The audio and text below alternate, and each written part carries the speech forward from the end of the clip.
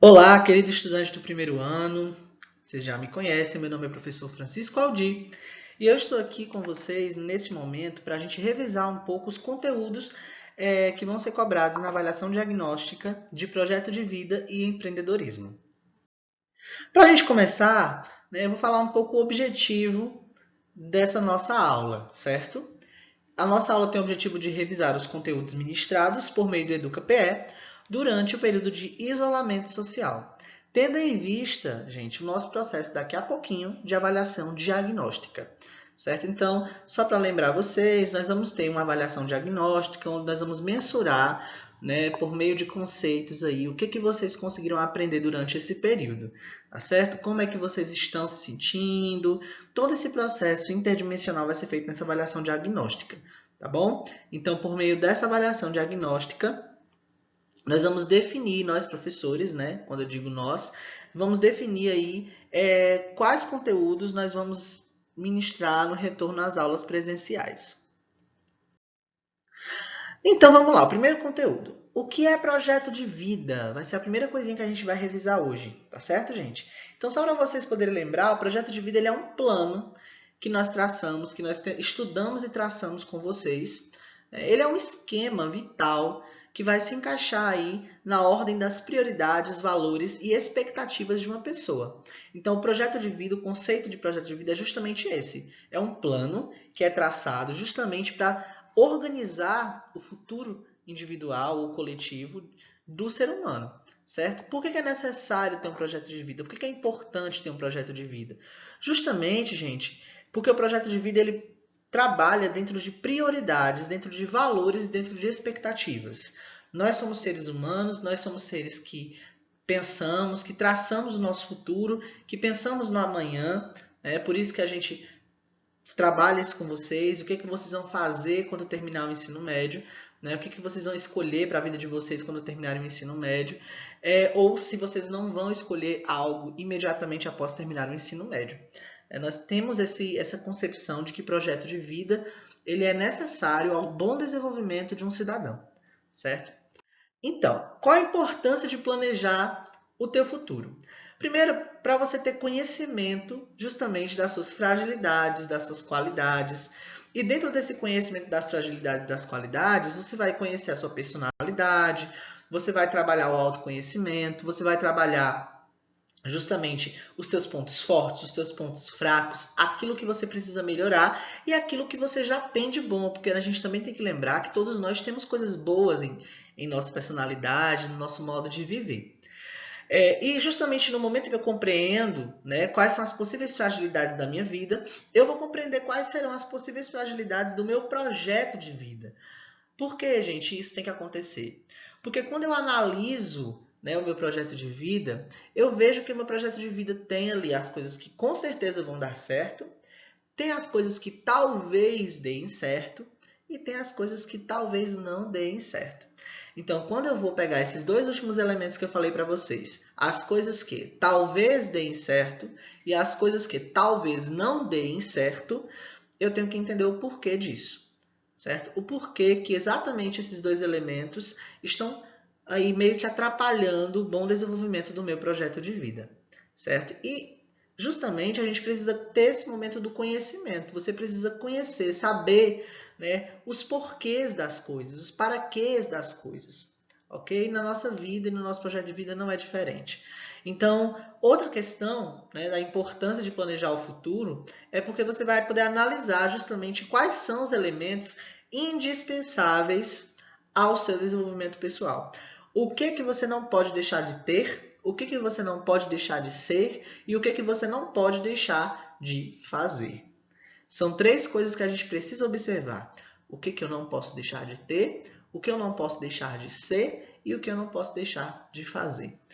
Porque muitas vezes o nosso projeto de vida ele não dá certo porque a gente deixou de fazer alguma coisa. A gente deixou de ter cuidado com o outro, cuidado com nós mesmos. A gente deixou de fazer alguma coisa.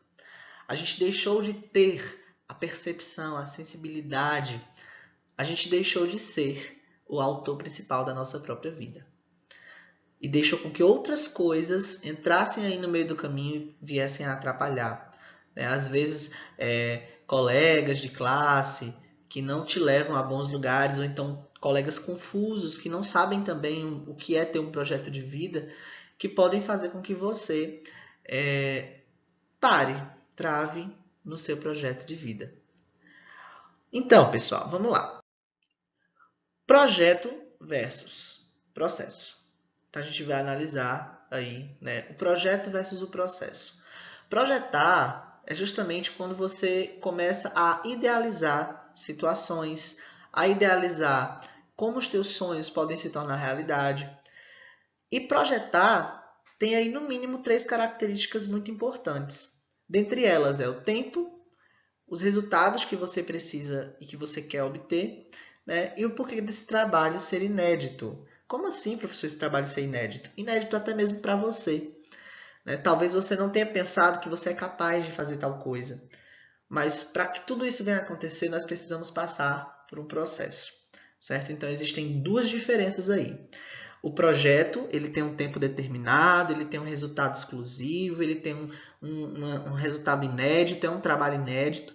E o processo, ele tem um tempo indeterminado, ele tem um resultado padronizado, certo? E ele é um trabalho repetitivo. Por que nós temos que saber a diferença dessas duas coisas? Por exemplo, quando eu projeto uma ponte, só que ela vai ser uma ponte que vai começar fora da água e depois ela vai entrar dentro de um túnel. O caminho da ponte vai para um túnel que vai ali atravessar o rio e vai sair na outra cidade. É inédito? Provavelmente. Na nossa cidade nós não temos esse tipo de ponte, nesse tipo de túnel. O resultado é um resultado que se tem em todos os lugares? Não, é um resultado exclusivo. Só o meu projeto vai dar aquele resultado. E o tempo de execução é um tempo determinado. Eu preciso ter começo, né? Início, meio e fim. Já um processo, não. Como assim, professor, um processo não? Por exemplo, um processo chamado ensino médio. Vocês todos conhecem esse processo chamado ensino médio. O ensino médio tem um tempo determinado? Não. Você pode terminar em 3 anos, você pode terminar em 4 anos, você pode não terminar. Mas ele tem um resultado padrão. Ele busca um resultado padronizado, certo? Qual é o resultado padronizado que o ensino médio busca? A conclusão de uma etapa chamada educação básica. E é um trabalho repetitivo? Por muitas vezes, sim. Você tem que ir até a escola, estudar, né? Assistir às aulas, ouvir os professores, aprender, trocar conhecimentos, conhecer novas pessoas. E um dia você vai chegar ali no 3º ano e concluir. Certo? É um trabalho repetitivo. Quando você sai da escola, entram novos estudantes e continuam ali o processo. Certo? Então, projeto e processo são coisas diferentes. Se você tiver alguma dúvida, fique à vontade para colocar lá no formulário quando eu disponibilizar ele para vocês. Eu vou disponibilizar o formulário ainda hoje, tá certo, gente? Aí amanhã, se você tiver alguma dúvida hoje ainda, você coloca lá no formulário que eu vou fazer questão de responder estudante por estudante que tiver alguma dúvida. Quais são os elementos, professor, do projeto de vida? Um bom projeto de vida, ele tem alguns elementos, gente. Primeiro, visão, certo? Você precisa ter visão, né? Você precisa ter expectativas de futuro, você precisa saber o que você quer. Ou pelo menos ter possibilidades do que você quer. Ah, eu quero quando eu terminar daqui para terminar o ensino médio, eu quero ter uma perspectiva de entrar na faculdade de direito. Ou então, até quando eu terminar o ensino médio, eu quero ter o meu próprio negócio. Quando eu terminar o ensino médio, eu quero fazer um curso técnico em enfermagem para trabalhar na área da saúde, um técnico em radiologia. Então, você tem expectativas. Ah, quando eu terminar o ensino médio, eu quero conhecer o amor da minha vida, ser mãe. Ou então, eu quero conhecer o amor da minha vida, ser pai. E, enfim, você tem expectativas, certo? Apesar de que a geração, né, de vocês está sendo considerada a geração canguru. A geração que não quer sair da casa dos pais, né? E por que faz essa comparação com o canguru? Porque o canguru, ele passa muito tempo na bolsa, né? Na bolsa da mamãe canguru, o canguru filhote, no marsúpio, né? Que é o nome da bolsa. E ele chega um tempo que a mamãe canguru precisa expulsar ele do marsúpio, porque ele não quer sair e ela precisa passar por um novo processo de reprodução. Ela precisa de novamente acasalar, ter um novo filhote, cuidar desse novo filhote, enfim, né? E o filhote que está crescendo, está grandinho, precisa seguir a vida dele e começar o seu ciclo da vida, né? Então a nossa geração está sendo chamada de geração canguru, porque nunca os filhos demoraram tanto a sair da casa dos pais, a ter o seu próprio emprego, enfim, a ter sua própria renda, né? E vocês estão dentro dessa geração, só não sei se vão se enquadrar nas características que estão sendo colocadas aí, né? Você precisa ter objetivos e prioridades dentro de um projeto de vida. Qual é o teu objetivo inicial? Qual é o teu objetivo final? Você precisa ter prioridades, por exemplo, hoje tem uma festinha, mas amanhã eu tenho prova. Tenho prova da professora Amanda, do professor Aldi. E aí? Eu vou para a festa ou eu vou hoje? Vou faltar aquela festa, porque eu sei que vão ter outras festas, outros dias. E hoje eu vou deixar minha noite aqui para estudar, né? Até determinado horário, depois eu vou dormir, descansar para amanhã eu estar bem na escola. Então, qual é a tua prioridade? Né? Você tem estabelecido prioridades na sua vida? Ou você tem passado o dia protelando, né? Deixando para depois?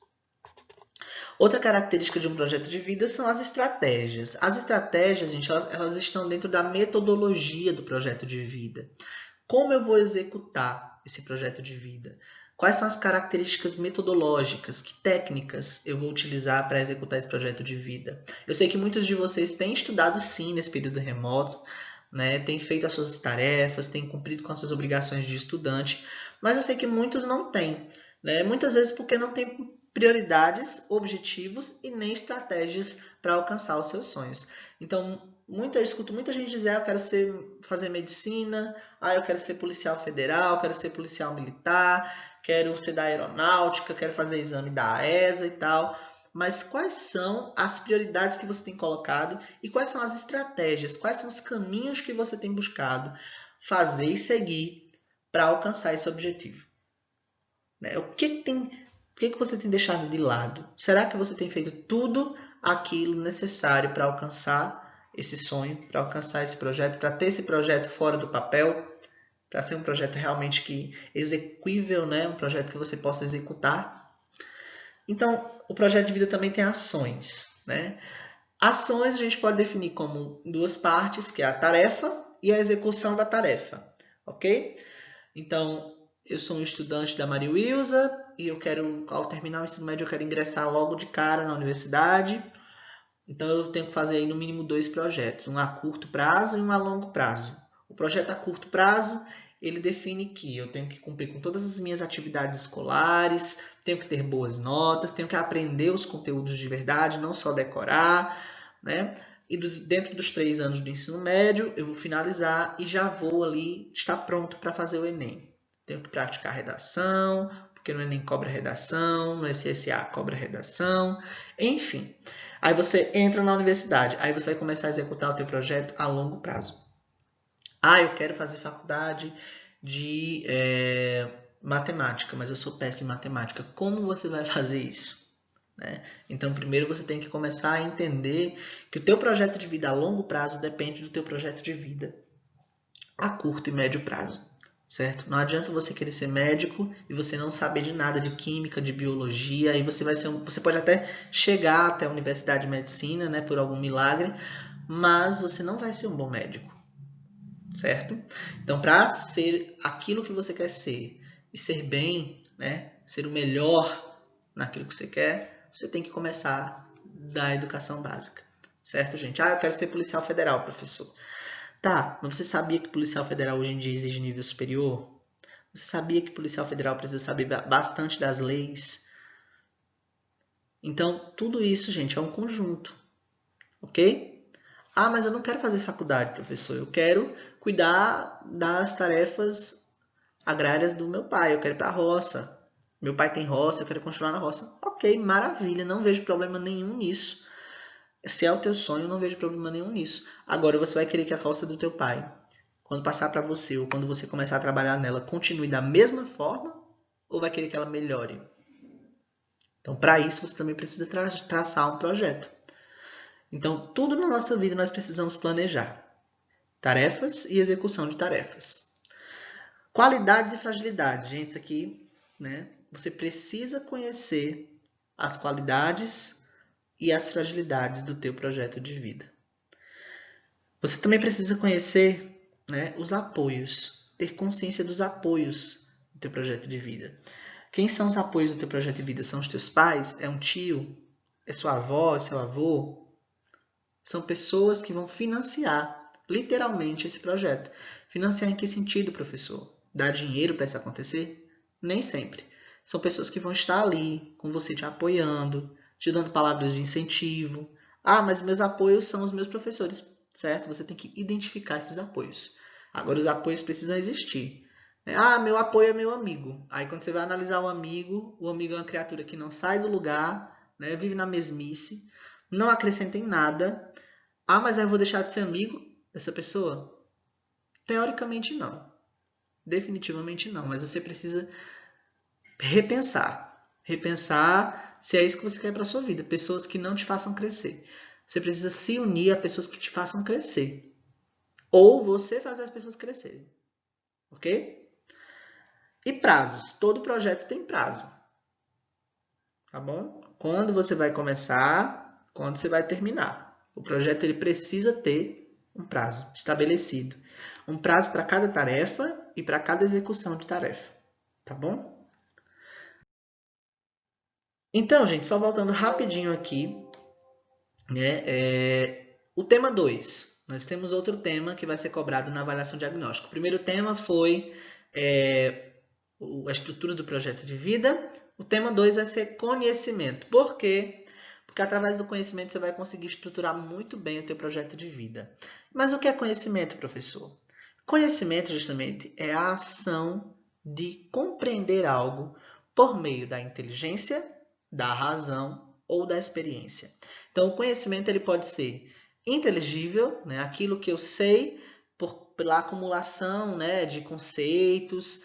Eu posso conhecer algo pela razão, ou seja, eu posso deduzir algo racionalmente. Por exemplo, eu posso deduzir que o café está quente porque está saindo fumaça do café. Então, logicamente, ele está quente. Mas o conhecimento da experiência, né, é o conhecimento que todos nós temos desde o nascer. Da experiência de quê, professor? Por exemplo, da experiência de que, se o neném chorar, a mamãe vai lá e dá o mamar, ou a mamadeira, ou o peitinho, ou o leite. Né? Então, a criança ela passa por esse processo da experiência. A criança só aprende muito por meio da experiência, por exemplo, mexendo no formigueiro. Vai lá, a formiga pica, né, morde, e a criança chora e sabe que aquele inseto pode machucar. A criança cai, mesmo depois de um pai ou mãe dizer, você vai cair, cuidado. A criança vai lá e faz e vê que realmente ela caiu. Então, a experiência é um tipo de conhecimento também. É uma forma de aquisição de conhecimento, de compreender algo. Então, conhecimento é uma ação. Então, aí a gente já vê uma coisa muito boa, né? Que conhecimento não é parado, não é estático. O conhecimento ele é uma ação. É uma ação de quê, professor? De compreensão. Conhecer, para conhecer algo, eu preciso compreender, certo? E vamos lá. O conhecimento, ele anda juntinho das habilidades e das atitudes, certo? O conhecimento, ele anda juntinho de quê, professor? Das habilidades e das atitudes. Conhecimentos são informações, né? Você precisa saber o que, saber o porquê das coisas. A habilidade, a técnica, é a capacidade que você tem de saber como aquilo funciona, ou como aquilo chegou a existir, ou como aquilo chegou a ser. E a atitude é justamente querer fazer. Né? É uma identidade de determinação, de que você quer estar fazendo parte do processo. Então, isso tudo, né? Conhecimentos, habilidades e atitudes, são as chamadas competências, certo? Competências que nós temos que ter na nossa vida e competências que o próprio conhecimento nos faz ter, ok? E qual a relação, professor, entre o conhecimento e a elaboração de um projeto de vida? Primeiro que o processo de elaboração de um projeto de vida, bem consolidado, ele vai perpassar, né, o conhecimento de aspectos técnicos, teóricos, seja de uma profissão, seja de um plano de intercâmbio, entre outras possibilidades, né? Seja um plano de trabalhar na roça, ser caminhoneiro, enfim. né? Qualquer que seja o teu projeto de vida, ele perpassa essas características, ok? Então aí vocês podem ver justamente a figura falando sobre troca de conhecimento. Um sabe algo da corzinha amarela, o outro sabe algo da cor vermelha, os dois são engrenagens da cor azul, e eles estão aí numa troca, num momento de troca de conhecimento, né? Um cede ao outro conhecimento, concede conhecimento sobre algo, e o outro também devolve com mais conhecimento, e isso tudo é uma grande máquina, uma grande engrenagem chamada ser humano, certo, gente? Então, para elaborar um bom projeto de vida, eu preciso ter, né, consciência de como eu vou conhecer as coisas. É um dos pilares da educação, né? O conhecer é um dos pilares da educação integral. Então, nós vamos ter alguns tipos de conhecimento. Para isso, né, eu vou deixar o link disponível para vocês, tá? E ao término da nossa aula, se vocês quiserem assistir a esse vídeo, fiquem à vontade, tá bom? Para assistir. É um vídeo que vai falar justamente sobre os 4 tipos de conhecimento aí mais populares, tá certo? Nós temos um autor chamado Howard Gardner, né? O Howard Gardner, que vai falar que nós temos diversos tipos de inteligência. Então, muitas vezes a gente se culpa. Ah, professor, mas eu não sei, né? Eu não sou muito bom com matemática. Ah, professor, não sou muito bom com português, com escrita. Ah, professor, não sou muito bom no futebol, não sou muito bom na dança. Ah, professor, não sou muito bom nos relacionamentos interpessoais. Ah, professor, não sou muito bom comigo mesmo, né? Eu não gosto de mim mesmo. Ah, professor, não sou muito bom na música, né? Eu tenho dificuldade com música. Ah, professor, eu sou meio desligado com a natureza, com o ambiente em que eu vivo, eu não gosto de arrumar a casa. Ah, professor, enfim, né? Tem tantos as que a gente cansa só de falar. Mas, gente, vejam bem. O Gardner, ele vai dizer que nós temos aí 8 tipos de inteligência, no mínimo, distribuídas entre os seres humanos. Né? Que um ser humano pode ter uma ou mais desses tipos de inteligência. Primeiro, nós temos aí a inteligência linguística. O que é essa inteligência linguística? É justamente a capacidade de usar palavras para desenvolver textos, discursos, argumentos inteligíveis, argumentos convincentes, argumentos onde as pessoas vão compreender o que eu estou querendo dizer.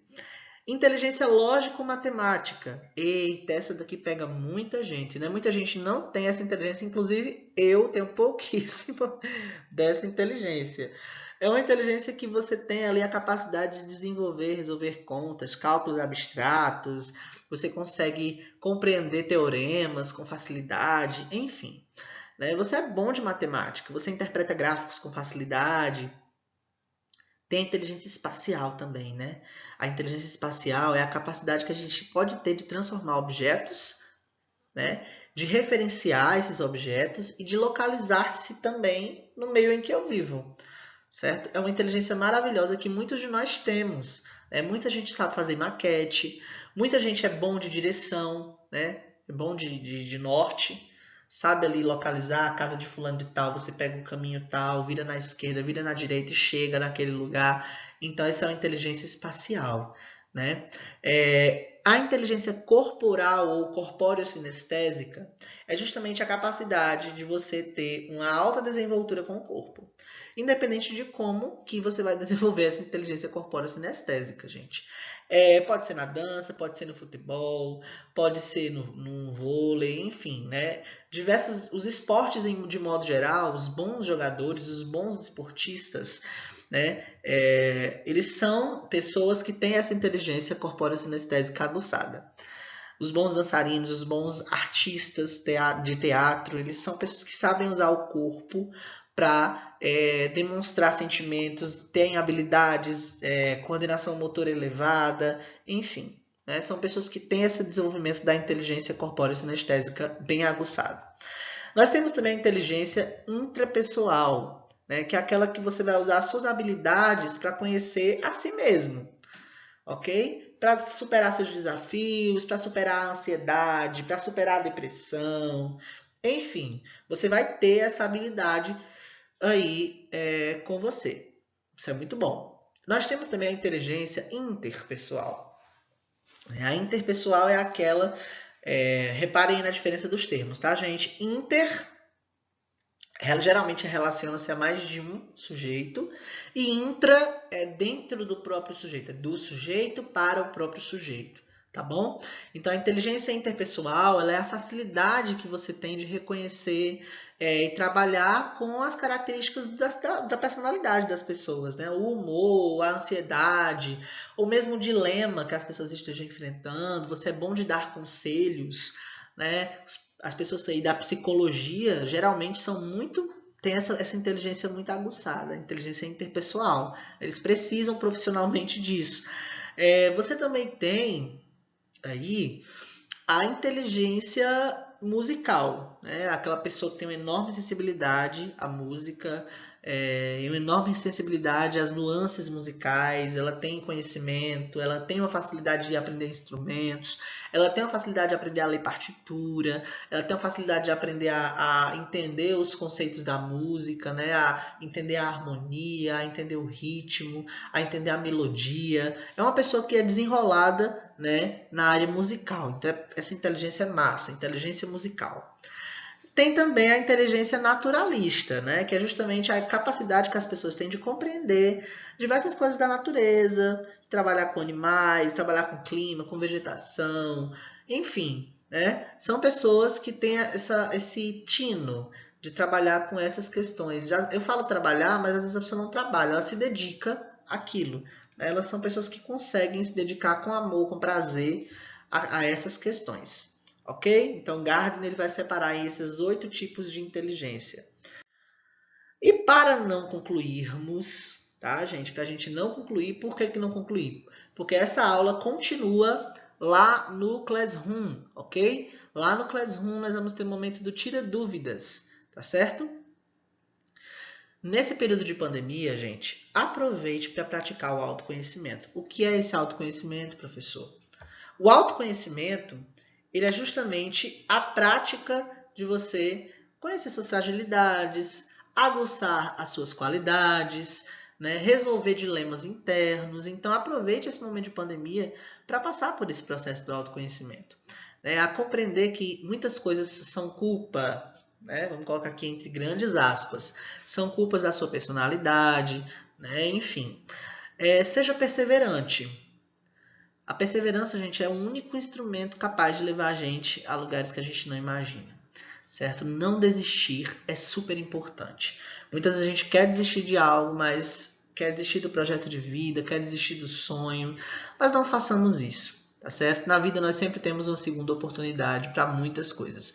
Até mesmo para a morte, muitas vezes nós temos uma segunda oportunidade, né? Tem muita gente aí que os médicos declaram como morto, e na hora que a pessoa leva uma massagem cardíaca ou então aquele choque para ressuscitar, a pessoa está lá vivendo da Silva de novo. Ou então enfrentou uma doença que para muita gente pode ser o fim da vida daquela pessoa, mas aí a pessoa vai lá e persevera, não desiste de viver.